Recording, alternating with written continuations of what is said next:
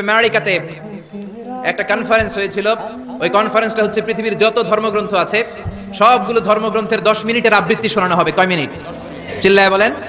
ওখানে গিয়েছে শ্রীমত ভগবত গীতা, গিয়েছে বাইবেল, ত্রিপিটক, দশাতীর, বেদ, পুরাণ, রামায়ণ, দীঘানিকায়া, ইয়াহভিস্ট, সেকারডেটাল, Talmud, Torah, Old Testament, New Testament, Zend Avesta এবং আল্লাহর কোরআনও। কোন সুবহানাল্লাহ। চীনের প্রাচীন ধর্ম কনফুসিয়াসের পাণ্ডুলিপি গিয়েছে। যারা আগুনকে পূজা করে, অগ্নি উপাসক, আগুন দেখলে নমস্তে নমস্তে গায়, তারাও গিয়েছে। 10 মিনিট করে সময়। এই কনফারেন্সের উদ্দেশ্য হচ্ছে এইটা চেক করা, in order to check which book, which recitation of the holy book is the most excellent recitation ever. কোন বইয়ের আবৃত্তিটা বেশি সুন্দর লাগে। 10 মিনিট করে সময়। সব ধর্মের ধর্মীয় কিতাবের শায়েকরা, গুরুরা, ধর্মনানকরা আর ফাদাররা আর কারীরা বসেছে। বিচারকের সামনে দুইটা বাটন, একটা গ্রিন বাটন, একটা রেড বাটন, একটা সবুজ বাতি, একটা লাল বাতি। আবৃত্তির সময় 10 মিনিট। চিল্লায় বলেন কয় মিনিট? সবুজ বাতিতে চাপ দিলে আবৃত্তি শুরু, রেড বাটনে চাপলে আবৃত্তি শেষ। প্রথমে ডাকা হয়েছে শ্রীমত ভগবত গীতা। 10 মিনিটের জন্য যে পড়তে শুরু করেছে, ওম নমো ভগবতী বাসুদেবায়। 10 মিনিট পড়েছে। পড়ার পরে বিচারক রেড বাটনে প্রেস করেছে, সময় শেষ, নেমে গিয়েছে। এরপরে ডাকা হয়েছে ত্রিপিটক, বিনয় পিটক, শাম পিটক, অভিধর্ম পিটক মিলে 3টা পিটক। এটা বৌদ্ধ ভাইদের কিতাব।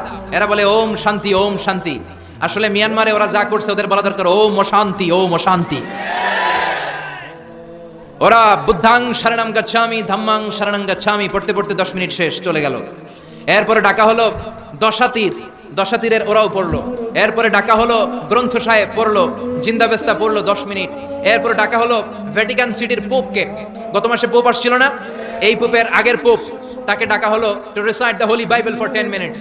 10 মিনিটের জন্য বাইবেল পড়তে আসেন। উনি এসে ওনাদের বাইবেল পড়ে গেল 10 মিনিটের জন্য।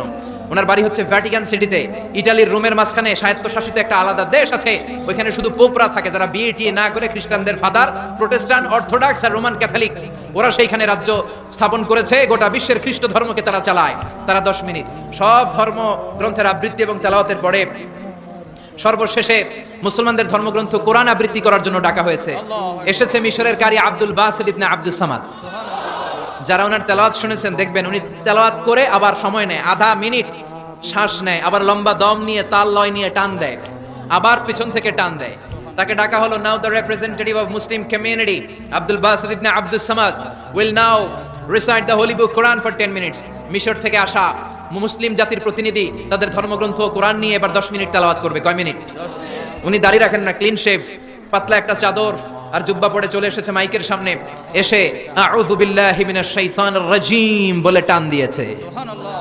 সময় কয় মিনিট? উনি সূরা ফাতিহা পড়তে সময় নিয়ে নিয়েছে 13 মিনিট। সুবহানাল্লাহ। শ্রীমত ভগবত গীতাওয়ালারা হাততালি দেয়, সময় শেষ, কোরআন গেছে। কিন্তু কি আজীব তামাশা, বিচারক তো লাল বাতি চাপে না। বিচারককে লাল বাতি চাপার বিষয়টা ভুলিয়ে দিয়েছে কে? কেউ যেটা পারে না সেটা পারে কে? আব্দুল বাসিত কয় এই তো সুযোগ পাইছি আমি।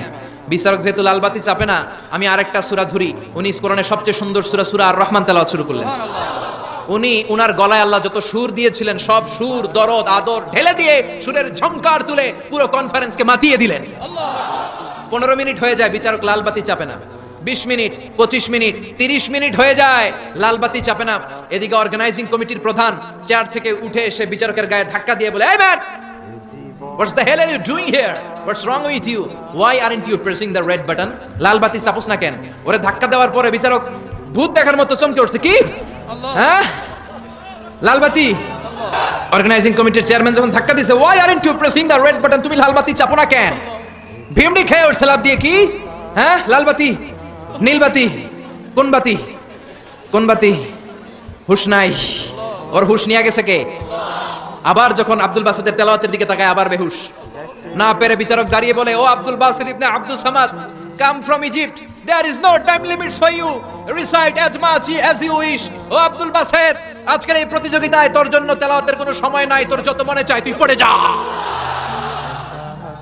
40 মিনিট সময় ধরে গোটা মুসলিম বিশ্বের অহংকার, মিশরের সবচেয়ে বড় কারি Abdul Basit Ibne Abdus Samad গলার সব দরদার সুর উজাড় করে কনফারেন্স রুমে সূরা আর রহমান তেলাওয়াত করলেন। কনফারেন্স শেষ হলো। ওই বিচারকের বিরুদ্ধে মামলা হলো 3টা। কয়টা?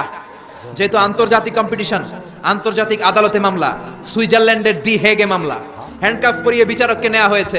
মাননীয় আদালত বলে, why made you partiality between the books? You have given to Bible 10 minutes. You have given to Srimata Bhagavata Gita 10 minutes. You have given to Tripitaka 10 minutes. Why have you spent extra 30 minutes for Quran? সব ধর্মগ্রন্থের 10 minute দেওয়ার কথা, বাইবেলরে দিলি 10, শ্রীমত ভগবত গীতারে দিলি 10, ত্রিপিটকরে 10, কোরআনরে অতিরিক্ত 30 minute, মানে আগের 10 আর 30 minute 40 minute দিলি কেন? বিচারক বলে, অনারেবল জাজ, I have a humble question to you. মাননীয় আদালত, আমার একটা বিনয়ের প্রশ্ন আছে। আদালত তো টাসকি খেয়ে গেছে, কিরে আমার এবার প্রশ্ন করে কেন? বিচারক বলে, আমার প্রশ্ন হচ্ছে, বিচারক তো আমি নিজে হই নাই, জাজ তো আমারে আপনারাই বানাইছেন। আমি তো ওদেরকে 10 মিনিট দিছি, ঠিক কি না? আমি তো বাইবেলরে 10 মিনিট দিয়েছি। এর কারণ, যখন বাইবেল পড়তে এসেছে আমার হুশ আছে, আমার সময়ের জ্ঞান আছে, আমি সময়ের টাইম ধরে বসে আছি, আমার হিতাহিত জ্ঞান আছে, আমার নার্ভাস সিস্টেম ওকে। 10 মিনিট শেষ, আমি রেড বাটনে চেপেছি, উনি নেমে গিয়েছে, বাইবেলকে ডেকেছি, বাইবেল শেষ, শ্রীমত ভগবত গীতাকে ডেকেছি, গীতা শেষ, ত্রিপিটককে ডেকেছি। কিন্তু এই মিশরের কারি আব্দুল বাসেত জুব্বা একটা পরে কোরআনটা হাতে নিয়ে মাইকের সামনে এসে কি যে বলে একটা টান দিল, ওই টান দেওয়ার সাথে সাথে আর আমার হুশ নাই। আমি কি সাগরের উপর, নাকি মহাশূন্যে, নাকি জমিনের অতল গহ্বরে? আমি কোথায় বসে আছি, আমি কোথায় দাঁড়িয়ে আছি, আমি নিজেই জানি না। আমার সময়ের কোনো জ্ঞান নাই, আমার হিতাহিত বুদ্ধি নাই, আমার নার্ভাস সিস্টেম ফল ডাউন করেছে, আমার শরীরে ভাইব্রেশন শুরু হয়েছে, কাঁপুনি শুরু হয়েছে। মাননীয় আদালত, যখন একটা মানুষের হিতাহিত জ্ঞান থাকে না, যখন একটা মানুষের সময়ে কোনো বিবেক বুদ্ধি থাকে না, যখন কারো নার্ভাস সিস্টেম ফল ডাউন করে, কি এক মন্ত্র সে পড়তে শুরু করলো, আমার হুশ সে কেড়ে নিল, আমি কিছুই বুঝতে পারছি না।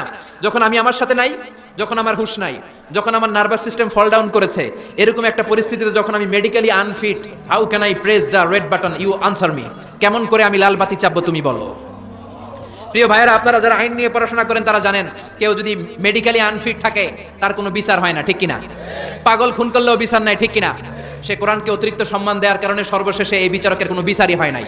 বেকসুর খালাসের ব্যবস্থা এই বিচারককে করে দিয়েছে কে? এই জন্য ওই কোরআন ধরতে রাজি আছে মুসলমান, পড়তে রাজি আছে মুসলমান, ওই কোরআনের জন্য মরতে রাজি আছে মুসলমান।